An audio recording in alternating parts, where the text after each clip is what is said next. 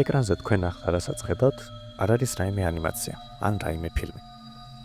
მეტიც, ნებისმიერ შეუძლია ასეთ რაღაცეები გააკეთოს. მაგალითად, არა აუცილებელი ესეთი რაღაც ელვები იყოს ან ღრუბლები. შეგვიძლია ასევე ასეთი გამოსახულება შექმნათ. რაღაც ტუნელში რო ვიყოთ და რაღაცეები რო ტრიალებდეს. ან თუნდაც თუ ანიმეს ფანი ხართ, მაგალითად ძალიან ლამაზი Dragon Ball-ი შექმნათ. ეს გრაფიკული გამოსახულებები არის ჩვეულებრივი კომპიუტერული პროგრამები, რომლის გაშვებისას აი ესეთ გამოსახულებებს გვიჩვენებს ეკრანზე.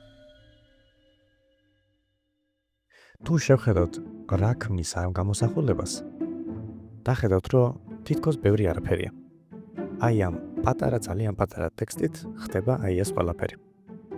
შეგვიძლია აქ ნებისმიერი პარამეტრი შევცვალოთ და რაღაც ახალ გამოსახულებას მივიღებთ.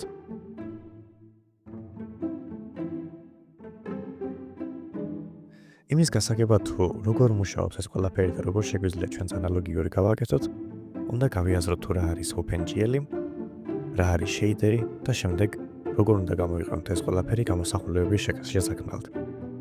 ჩვენი პირველი და მთავარი დავალება იქნება შექმნათ რაღაც ეკრანი და მასზე დავყაროთ სამკუთხედი. ამიტომ მოგესალმებით თქვენს თავგადასავალზე სამკუთხედის შექმნაში.